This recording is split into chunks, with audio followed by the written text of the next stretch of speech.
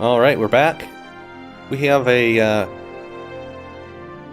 tornado watch, so if I disappear at some point, that'll be why. Can we go now? No, I'd like to go to Salt Lake City if I can tomorrow. 110 pounds. I really need to sell some stuff. Gastown and Burlington. We'll be getting to Burlington.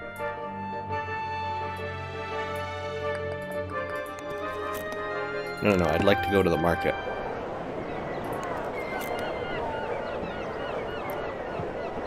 Probably won't be going to any of these.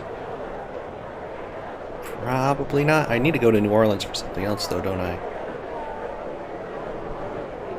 Maybe? Maybe not.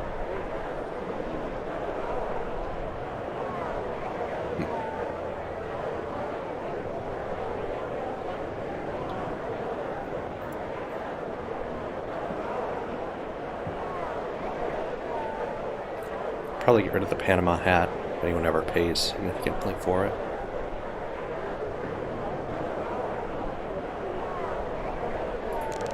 Alright, I guess let's rest. I'm not feeling good about our odds. We made ourselves comfortable for the night, and I guess let's polish shoes in the lobby. Yeah. It's not terrible. How far can I actually go at once? Can I go oh, I can! Yeah, let's do that.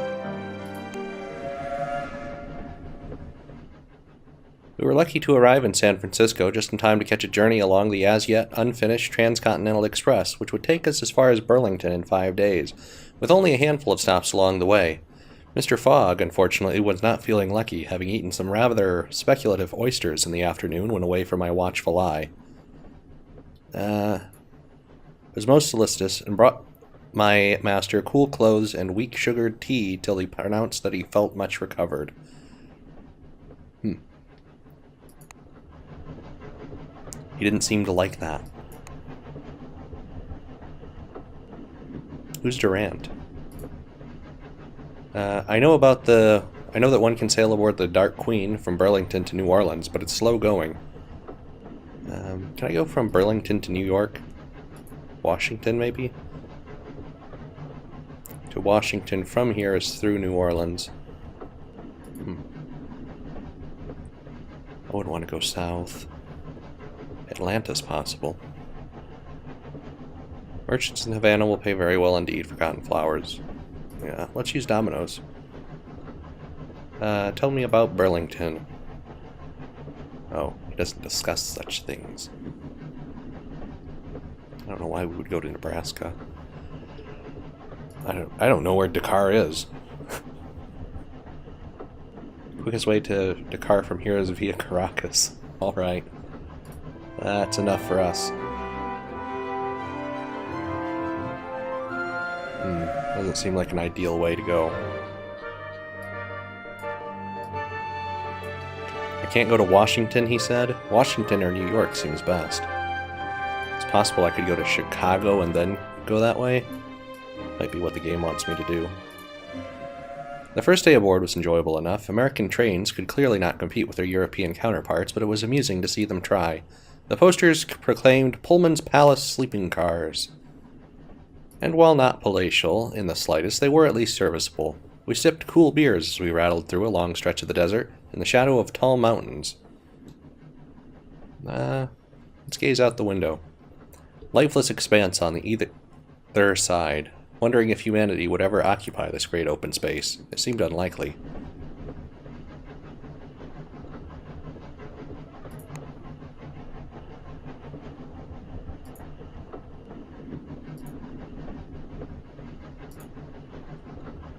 Yeah, we don't have time to stop at a bank. Oh, I can fast forward. Our fellow passengers were a curious mix of gold and silver prospectors, homesteaders, farmers from all corners of the world, Mormons, missionaries, soldiers, and stiff-necked gentry of various sorts. I gave a young black woman a deep red bonnet and an infectious laugh. Oh, with. Oh, boy. A nod of greeting. Her name was Diana. Diana. Diana? Diana? We'll go with Diana. I'm meeting my husband in Cheyenne, she told me. He did construction work in New York, but New York isn't safe anymore. We have enough money to move now. Why isn't it safe? You didn't hear about the draft riots in Europe? She asked wonderingly. New York has always had Confederate sympathies, and when the Union... What? And when the Union began drafting New Yorkers, they rioted. They killed and burned black homes. My husband never felt the same sense, but now we're moving to Cheyenne. She smiled, nearly glowing with happiness. Where else can one go but New York? New Orleans, she replied. You can take the paddle boat down the Mississippi from Burlington, she laughed, though New Orleans is dangerous in its own way. We walked a little, and the afternoon wore into evening, and we passed by Ogden, close to Salt Lake City. We watched as passengers disembarked, glimpsing fertile fields and well-tended ranches out of the windows of the train. Day 60, Mr. Fogg murmured that night in his sleep, and still some distance yet to travel.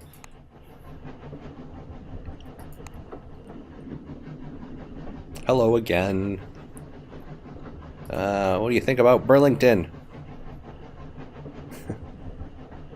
Can we go to Washington?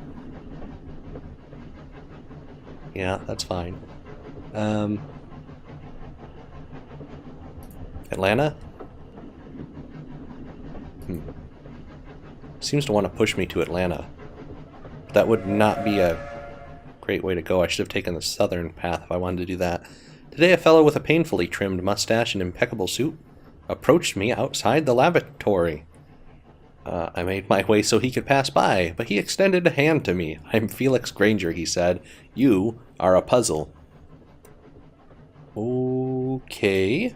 I was flummoxed. I, a puzzle? I repeated in consternation. Mister, I'm a simple man whose past is an open book. Oh no, don't tell me how you came to be on the do tell me how you came to be on the Transcontinental. Thereby hangs a tale, I can tell, good sir. Seemed a probing question, which made me immediately suspicious of his motives. I made some non-committal answer, but he pressed further. Finally, I excused myself with some fabricated errand. What a strange, ill-mannered fellow. No kidding. Wanted to pee, guy. Approached me outside the lavatory. We stopped at Cheyenne, Wyoming for a few hours in the evening. The trim-mustached fellow disembarked to talk with a 6-foot-tall woman who wore the latest slim-trained skirts and a pistol tucked into her waistband. We watched, none the wiser. At luncheon I asked one of the women homesteaders, who informed me that she was Esther Hobart Morris, a justice of the peace, and indeed the first one in America. She sniffed. Honestly, some women. What's wrong with being a wife and a mother, I ask you? The trim-mustached fellow boarded the train again before the last whistle blew, his face drawn and anxious.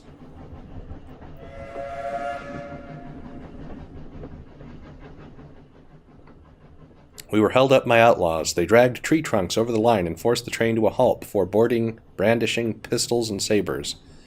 They went carriage to carriage, demanding valuables. I looked at my master, who was having a certain glint in his eye, and I didn't doubt that he wished to resist these outlaws' demands, being a man with the deepest respect for the law. The lead bandit fired his gun into the air. The name, he declared, is Jesse James. Now you give me everything you've got. The saber lifted to my throat. I handed over my wallet. What else could I do? Mr. James smiled a toothy smile and tossed me 10 pounds back in return. Buy yourself some new shoes with that, he said, as he proceeded to also steal my shoes. The saber point moved on, now at Mr. Fogg's neck. What about you? You look good for it. I jumped to his aid. He's my gentleman, I declared. I carry his possessions for him.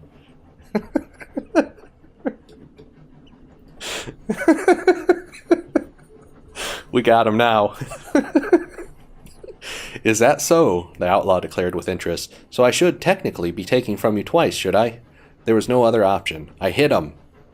Not a heavy punch, but enough to send him reeling a touch, and then Mr. Fogg with a swoop battered him over the head with a trunk and threw the man out of our carriage. Through the window. I saw him being picked up by a group of rather surprised soldiers who waved a thank you.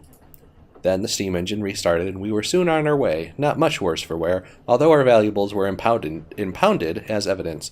We did not have time to wait for the case to come to trial, but the officer compensated us a little, to the tune of £331. That's not great. A kind fellow passenger gave me a pair of spare shoes, and a few hours later we reached Burlington. We disembarked, grateful to have arrived in one piece. Interesting. I'm pretty sure you can't die in this game. So, I suppose there's not really much issue being a little more aggressive. We can sell things here. Sell the compass. Sell the field glasses. Sell the evening jacket. Sell the amethyst. That's very expensive.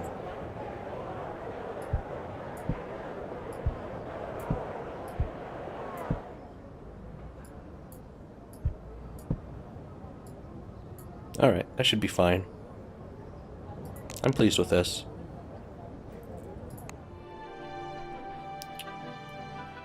But I would really like to get to Chicago or Atlanta, ideally Washington. No, don't open the luggage.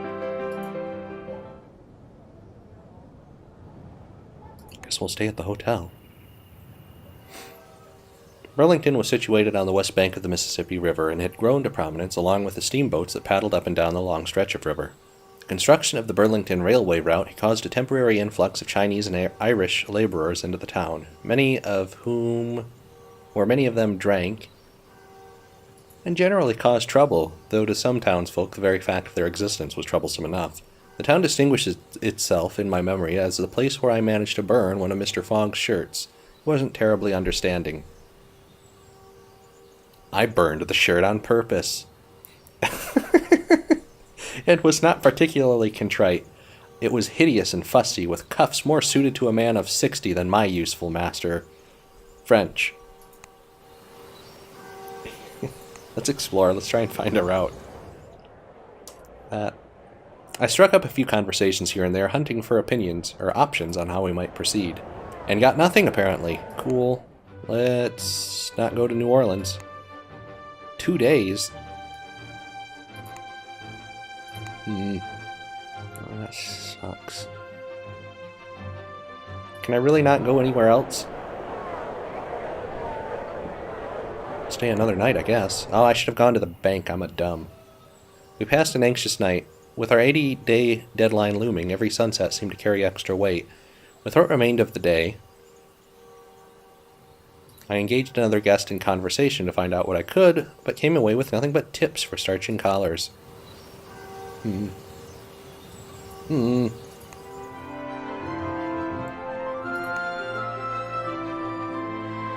I can get a one-day bank thing.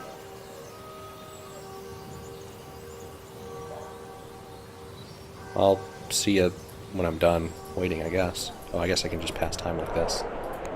That seems fine. Mr. Fogg snapped shut his ledger. Let us see if this bank can offer us a good return for our time. I regarded the manager, a stocky woman who met us with eager professionalism. £1,000 tomorrow would be fine. Alright.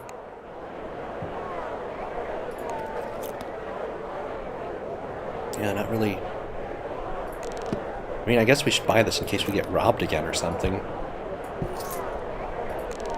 You know, those dang Americans. Always robbing you and whatnot. Another night, and the clock was forever ticking upwards. As night fell,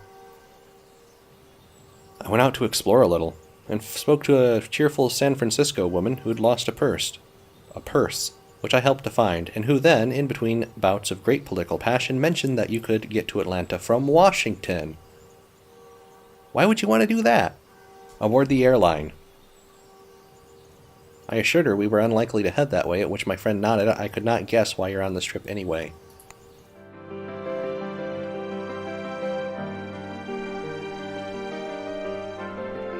Oh, you mean I can go up? That's fine. Might be our best bet. By the way, as you can imagine, I'm showing you very, very little of this game. Win or lose, this is going to be the only trip I take. We returned to the bank at opening time to collect our funds, and then we were ready to proceed once more. So I would certainly suggest that you give this game a buy, or buy this game, as a normal person would say, if you'd like, if you've been interested in what you've seen so far. We boarded the Dark Queen, a twin-decked 6-boiler steam wheeler bound for New Orleans. The Mississippi was famed for the luxury of her steamboats, but also their unfortunate tendency toward catastrophic boiler explosions. I felt lucky, and quite certain that nothing ill would befall us on our journey to the Crescent City. We were certainly due a good turn, were we not? Because there is no way we're making it in 80 days. The common rooms and lounges of the Dark Queen were full of gamblers, enticing passengers into games of dice and cards. A fool and his money are soon parted, so the saying went. I had little pity to waste on fools, though Mr. Fogg clearly found the entire operation distasteful. Alright.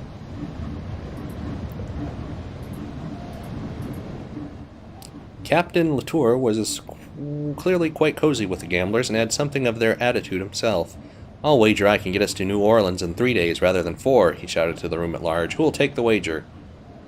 We could use an extra day, and the captain seemed quite sure of himself. £100 on it. The captain whooped before loping off to the engine room. Watch and learn, my friends. You'll see a record made today. Is it going to explode? Better not explode. Captain Latour ordered a calliope to play a tune as he mustered the crew and gave them the order to push the engines to their maximum limit. The coal shovelers scowled at the extra work involved, but the captain ignored them magnanimously. Magnanimously. There we go. I think I may have said that the first time. The Dark Queen's crew seemed competent enough, but as her boilers whistled and screamed, the ship began to make ominous keening noises. I offered to help shovel coal, and stripped off to my shirt sleeves. Keep shoveling, Captain Latour shouted, tapping dials and muttering orders. He squeezed more oil into the engine crank. We'll be in New Orleans by sundown, which was when something began to make a screaming noise. I turned about, looking astern, seeing smoke issuing from a crack in the metal. And then, it was too late. The rear boiler exploded.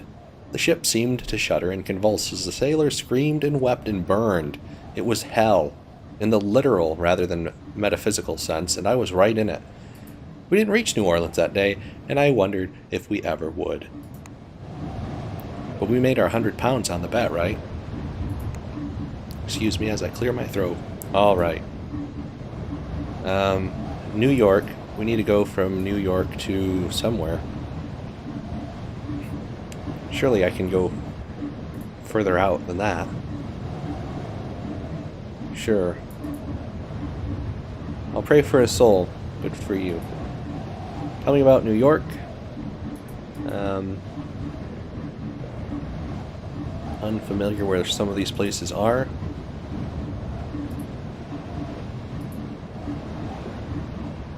I'd like to go to London. Alright, goodbye. No idea why I'd want to go there. That's not us. This is us. None of the sailors died yesterday, though some no doubt wished they had. A much chastened Captain Latour moored in the ships and organized boats to take them to the doctors ashore. Mr. Fogg and I were unharmed, at least physically, but there's no music or laughter on the Dark Queen's deck. And even the hardened gamblers played in respectful silence. I just want to make it clear that I want my £100. The Dark Queen continued her journey down the Mississippi, though at a crawling pace. Captain Latour ordered only 2 of the 5 remaining boilers fired, and had offered to pay, or double pay the stokers to induce him. What a waste this is, I said disgustedly to Mr. Fogg. My master regarded me thoughtfully. Captain Latour took a gamble, and this time he lost, that's all. But you're a gambling man, I said, thinking of the screams of the sailors. I realized as much the very first day you took me into the service. What's the difference?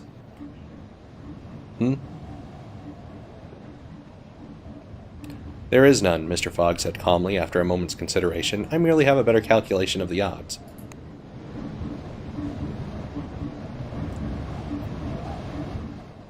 We docked at New Orleans when the sun was low in the sky, glinting over the brackish water of the river and bathing the French and Spanish colonial villas of the city in a soft yellow glow. Captain Latour came to see us off. He'd better, because he owes me money. I think this wager's taught me caution, he said shakily. Be wary of New Orleans. She's a city a man can abandon himself in. I took his money. Sure did. It's a paltry sum, but perhaps it would help him remember his lesson.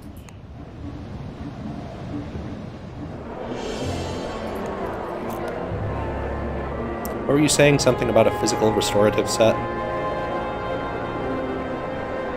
You saying you want that? Oh, heck yeah, we need a trombone. Where do we sell it? New York? Yeah. Excellent. And let's get out of here as soon as possible. Tomorrow arrives Friday. Today is Tuesday. No way we're making it to London in time.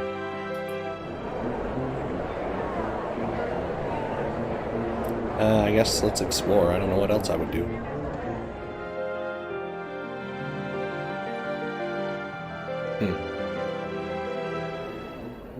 I browsed around, my ears open, investigating the various ways in which we might continue.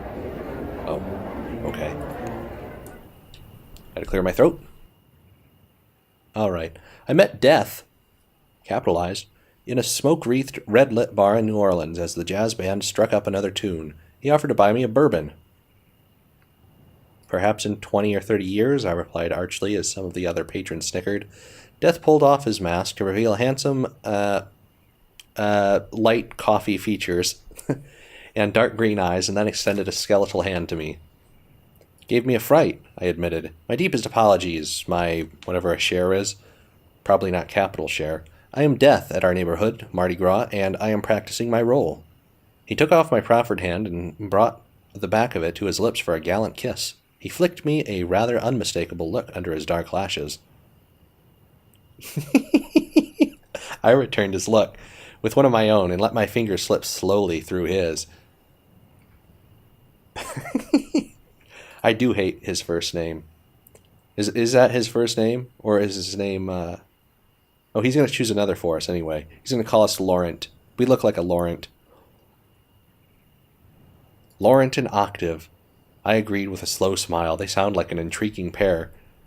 More French, or Cajun. Octave told me he was a free person of color now. I was aghast to realize he had been a slave before the Civil War, and indeed still worked as a servant for the very same family.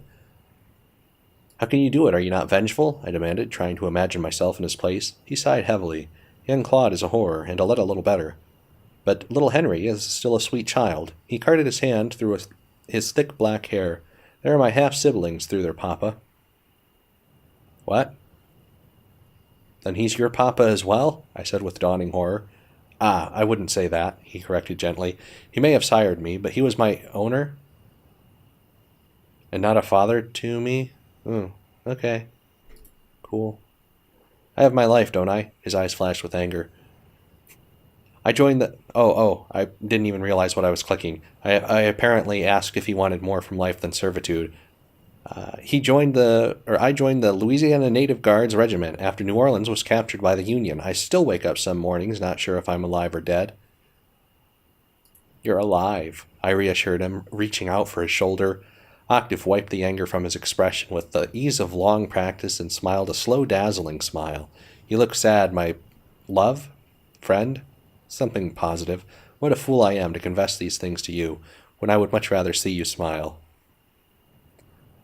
I'm kind of over this conversation. A confession can be cathartic. Oh, you, his smile turned wicked. Would you absolve me if I confessed my sins?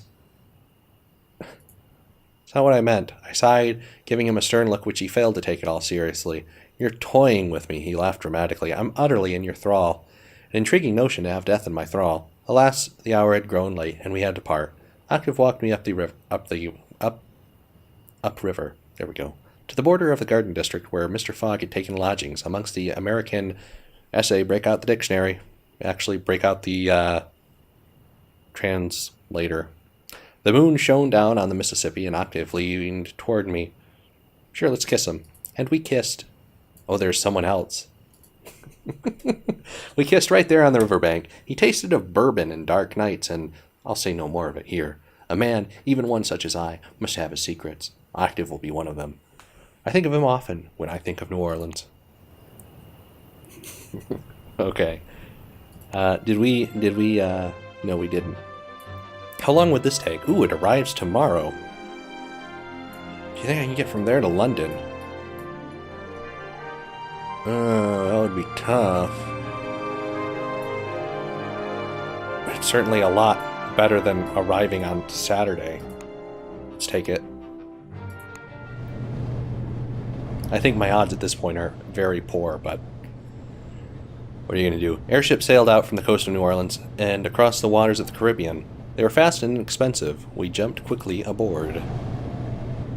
I do need to find the next route, however. What do you know about Port-au-Prince? Port-au-Prince, there we go. My friend told me that Haitian automata drink blood. Cool. You're certainly not the person I wanted to speak to. Unless this goes to London. Doesn't go to London. Captain Vachon was a... Vachon? Let's call him Vachon. Was a portly, smiling man with a prominent gold tooth and a penchant for purple. I confess I thought him rather vulgar, though it was perhaps churlish of me to expect Paris fashions from an ex-blockade runner in the New World. However, I felt rather guilty about my judgment when barely 200 miles from port he was shot in the chest at close range. These skies were notorious for airship piracy. They seized our airship with reckless brutality, firing their pistols far too near the hydrogen tanks for my liking. There were 4 of them in all, an older woman, a pair of teak-skinned twins, and a small-boned young man, each one bristling with cutlasses, daggers, and pistols in worn leather holders. I disliked them immediately, and for good reason. The older woman had me and Mr. Fogg bound and brought together in her navigation room. The navigation room, I guess it's hers now. The bodies of the captain and the crew had been dragged and laid out in a row on deck, and...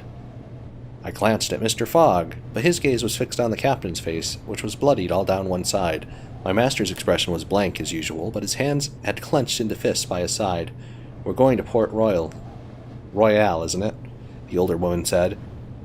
If it's not Royale, I apologize. Her lower lip disfigured by a scar that slashed the length of her face. It shone livid pink against her dark skin. The crew is dead, but you, she unsheathed her cutlass and scraped it against the skin of my cheek. You two are white. You'll be of use to us. You spared us because we're white? I mouthed in horror. Madame, I don't know how to inform you of this, but are you aware that you yourself are black? What? She chuckled, and it made my skin crawl. Oh, trust me, mister, I'm well aware. One of the twins whispered something to her, and she stalked away, her face darkening. The twin turned to me. Don't be afraid of Lily, she said. She's just scared. We all are. You have to help us, please. I turned my face away. The twins nodded and left, plunging us into a darkness lit only by the sheen of moonlight on the brass-handled levers of the navigation console. Well...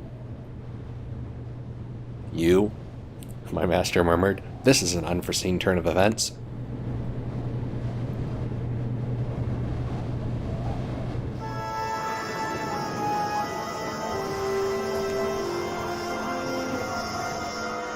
Port Royal had once been an infamous pirate port, a nexus of illegal trade, drinking dens, and prostitution. Now it was far more notorious for the pirates who had been strung up from the gallows overlooking the harbor. The next pirate scheduled for execution was the captain of the bloodthirsty band who had taken our airship. And you're going to help us rescue her, Lily said grimly, her dagger digging into my back. You'll be hanged if you try this. I tried to look at her, but her face was sweat. Her face was sweat. That's a fun mental image. Her face was set. This is where the Royal Navy's pirate-catching squadron makes its home. How can you hope to escape? That's the point, Lily said fervently. They won't be expecting it. Tell me the plan. Very good, Lily nodded.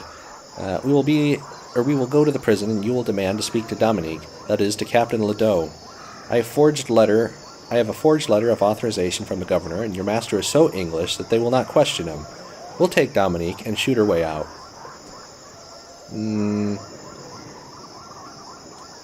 I attempted to run for it, waiting for a free moment, then twisting sideways down a narrow side alley. I turned a corner when I heard a cry of pain. Mr. Fogg! I kept running. If he was badly injured, he'd be of no use to them, and if they did not have me, I couldn't help them either. Their captain would hang. I spent the night skulking in a rat-infested alleyway, hiding from shadows. Morning came, eventually. A bright and cruel light that stabbed my tired eyes. I hadn't slept. The sound of my master's terrible involuntary scream seemed to wake me every time my heavy lids fell. I went looking for him. I didn't let myself fear the worst. My master was indestructible, surely. I found his body close to where I'd run. Blood soaked his cloak and his eyes were closed. They'd thrown him into a nearby alley and no one had stumbled upon him during the night. I went straight to check his pulse, as if I knew how such a thing was done. But as I stepped closer, he groaned. I raced to his side and knelt down. One eye flickered open. "You?" he whispered, raspily. "Yep," I replied, in a rush of gratitude and relief. "Most excellent solution to our predicament. Help me to my feet." I put one arm under his and we staggered to the vertical. He winced and breathed hard. "I'll heal," he insisted. "We must find somewhere to rest." We staggered on, then keeping to the well-lit and well-guarded areas to the city. All right.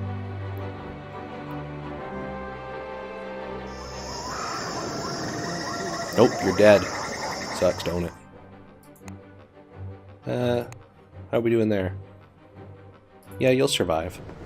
You're fine. Don't worry about it. We only have 4 days. So hopefully we're taking a rocket over to London. The Hispaniola was a fine old ship that had been sailing... Probably Hispaniola. You need the squiggly. It had been bought up in a ruined state and beautifully restored, unless it is Hispaniola. Most of the fittings were original. Alright, but the below decks where we stayed, out of the sun, had been refitted to something close to an English Regency style. It was clearly a pet project of its owner, one Mr. Smithson, rather than a commercial vessel of any kind. Don't worry, I'll comb your beard. You'll live. I joined our pilot on deck. In short, we're safe, so I'm going to comb his hair again. The journey was uneventful, even beautiful, and we arrived before sunset. I probably should have asked him how to get to London.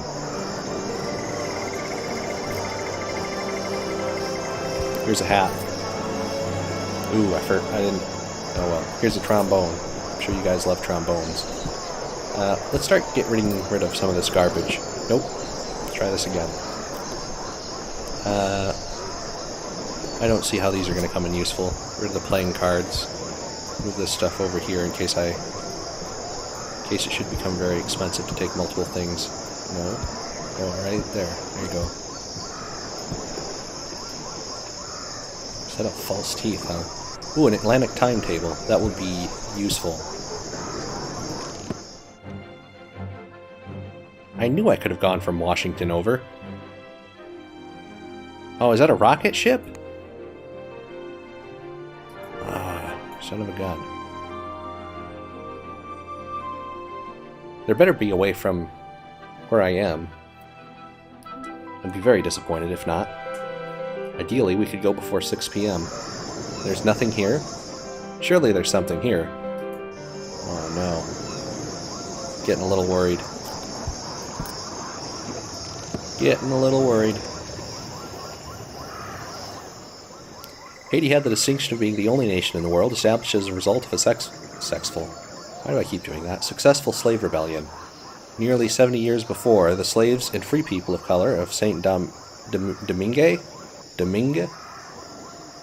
had revolted against their French masters. Perhaps one of my ancestors had... Yeah, we'll go with that route. It was more than possible, though those in polite society also often pretended it was not so. Luckily, I'd never considered myself particularly polite. As for Haiti, the nation had progressed beyond anyone's wildest imaginings in the last 10 years, spreading its influence across South America and the Caribbean. It was a success story and a warning to those who would try to threaten Haiti's hard-won independence. Their living animal automatons, the Zanimoto, were functional but also a formidable force. I looked up at the giant birds, which carried up to 4 passengers thanks to the bone and wood extensions grafted onto their wings. Instead of copper and iron, Haitian automata were made from organic materials: bone, bright coral, pale wood. I'd never seen such creations before. I looked for the Artificers Guild, but found no evidence of an outpost in Port-au-Prince. Surely the guild knew that Haiti was flouting the law? I wouldn't leave Haiti without a Xanamoto. I wanted to know how they worked. Surely these rumors of voodoo and blood drinking were mere fantasy. I found a local shopkeeper, but he shook his head. I can't sell my creatures to foreigners, he said curtly. We do sell otomoto, which have no living parts if you want. I bought one of these otomoto in the form of a palm chat bird, bones and feathers that squirmed and wriggled in my hand. It was day 76. We'd barely 100 hours remaining to return home. Oh, it's not going to fly me over? Because that's kind of what I need. How could someone get this far and still have time to go to Caracas or whatever? It's been a few hours to explore, learning possibilities of how we might go forth. Can we go all the way? Oh, God. 3 or 4 days. Better be 3.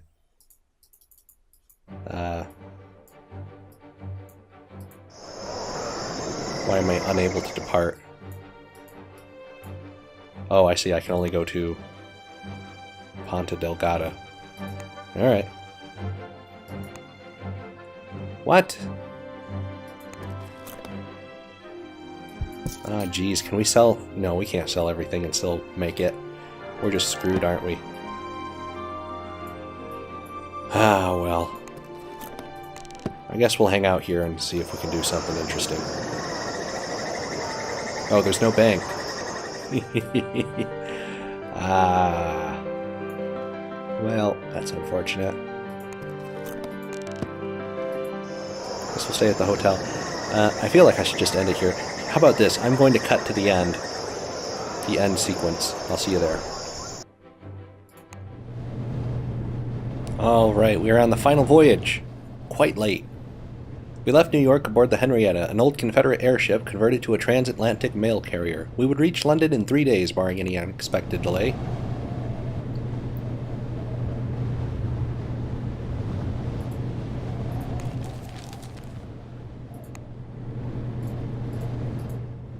The ocean tore along beneath us. I enjoyed talking to no one. There was nothing I needed to know. No one to charm, flatter, or beguile into giving us aid. There was only the wind and the time, and we could control neither.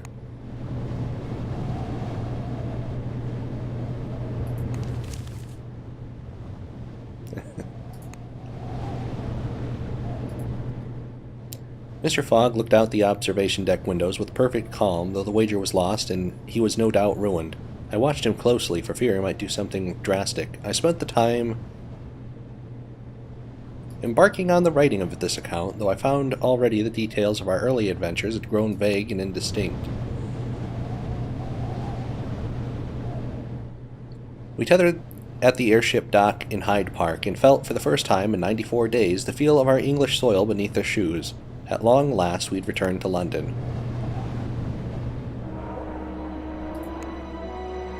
I hailed one of the steam carriages idling on the banks of the Serpentine in Hyde Park. "To the Reform Club," I instructed. My master shook his head. "To Savile Row," he corrected calmly and turned his face to the window. I have most assuredly lost my wager. Soot and fog thickened the yellow light of the gas lamps as we drove through the streets of London. I think I only truly grasped the truth of the matter then, hearing the words in my master's uninflected, there we go, tones. We'd lost the wager by an irrefutable margin, yet I couldn't help but thinking we had so nearly succeeded. I resisted the urge to seize Mr. Fogg's ledger to calculate a better route, to scrub out some of our mistakes and snatch back our victory one day at a time. My master entered his domicile with his habitual tranquillity, though he instructed me to leave the window shut up so that the neighbors wouldn't mark his return. I prepared his supper, and he ate heartily, as if he were not utterly ruined. "You," he began. "Yeah." In the silence that followed, I counted up the hair's breadth escapes, all the obstacles we'd overcome and those which had delayed us. On this journey I have been shot, and yet here I am. You've performed your duties with competence and skill, he said, as though remarking on the weather. But more importantly, you've circumnavigated the globe as my companion. Despite the unfortunate protraction of our journey, he added, it's no small feat. What will you do now? I asked, trying to emulate my master's coolness and aplomb. My course, Mr. Fogg interjected smoothly, is fully decided upon. We must attempt the journey around the world once more. Together. Indeed, Mr. Fogg said implacably. an intent light glinting in his cold blue eyes, but this time, forewarned and better prepared, we will succeed. Mr. Fogg consulted his ledger and tapped his pen. Perhaps this time, he said thoughtfully, a more direct route? All right. He blames being shot. Interesting. All right, so that was 80 days. Well, it was 94 days, but it was 80 days. You know what I mean? Great game.